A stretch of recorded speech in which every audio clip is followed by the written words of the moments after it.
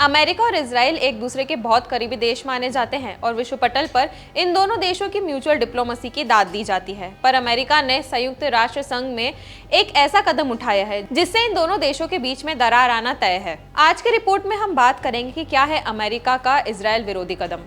नमस्कार, मैं यशस्वी जोशी स्वागत करती हूँ आपका यूबीई न्यूज में, जहां हम न सिर्फ खबरें लाते हैं बल्कि उसका बारीक और सटीक विश्लेषण भी करते हैं। संयुक्त राष्ट्र सुरक्षा परिषद ने सोमवार को गाजा में युद्ध विराम की मांग वाला प्रस्ताव पास किया है। संयुक्त राष्ट्र महासचिव एंटोनियो गुटेरेस ने बताया कि परिषद ने गाजा में जंग रोकने के साथ हमास द्वारा बंधक बनाए गए लोगों की बिना शर्त रिहाई के प्रस्ताव को भी मंजूरी दी है। अमेरिका इस वोटिंग से दूर रहा। इस पर अमेरिका के वोटों का इस्तेमाल न करने की वजह से इजराइल भड़क गया है। इजराइल ने बाइडेन प्रशासन के साथ प्रस्तावित उच्च स्तरीय बैठकों से हटने का फैसला लिया है। अमेरिका के कदम से इजरायली प्रधानमंत्री बेंजामिन नेतन्याहू के निराश होने की बात सामने आई है।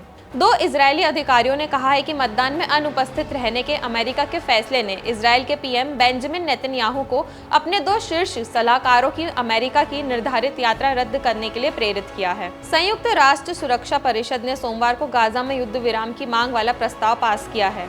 संयुक्त राष्ट्र महासचिव एंटोनियो गुटेरेस ने बताया कि परिषद ने गाजा में जंग को रोकने के साथ हमास द्वारा बंधक बनाए गए लोगों की बिना शर्त रिहाई के प्रस्ताव को भी मंजूरी दी है। वॉशिंगटन के रुख में बदलाव के बाद इजरायली प्रधानमंत्री बेंजामिन नेतन्याहू ने तीखी प्रतिक्रिया दी है। नेतन्याहू के कार्यालय ने एक बयान जारी कर वॉशिंगटन पर इजरायल के युद्ध प्रयासों को नुकसान पहुंचाने का आरोप लगाया।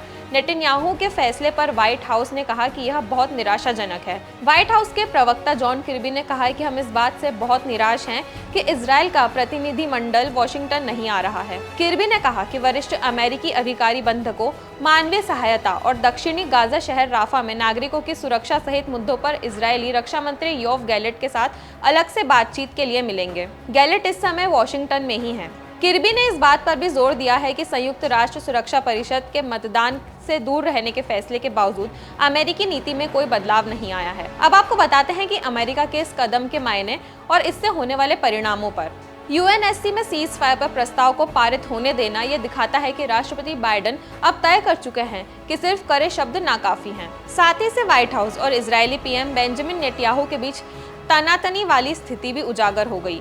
नेतन्याहू ने इजरायल के सबसे महत्वपूर्ण सहयोगी पर तीखी प्रतिक्रिया दी है। राष्ट्रपति बाइडेन इजरायल के काफी करीब हैं। वो खुद को यहूदीवादी जॉयनिस्ट कहते हैं। बीती 7 अक्टूबर को हमले के बाद उन्होंने इजरायली लोगों को सैन्य और कूटनीतिक मदद के साथ ही इमोशनल सपोर्ट भी दिया है। बाइडेन बंधकों की रिहाई के साथ यह भी चाहते हैं कि हमास का खात्मा हो, लेकिन बाइडेन चाहते हैं कि इजरायल ये काम सही तरीके से करे। अब बात करते हैं कि बाइडेन की नाराजगी की वजह क्या है। गाजा में बर्बादी, फिलिस्तीन के लोगों पर बढ़ते भुखमरी के खतरे और दक्षिणी गाजा में रफा के इजरायली कार्रवाई में और मौतों की आशंका को देखते हुए ये माना जा रहा है कि राष्ट्रपति बाइडेन ने ये मान लिया है कि अब इजरायल ने उनकी सलाह को नजरअंदाज करने की सीमा पार कर दी है।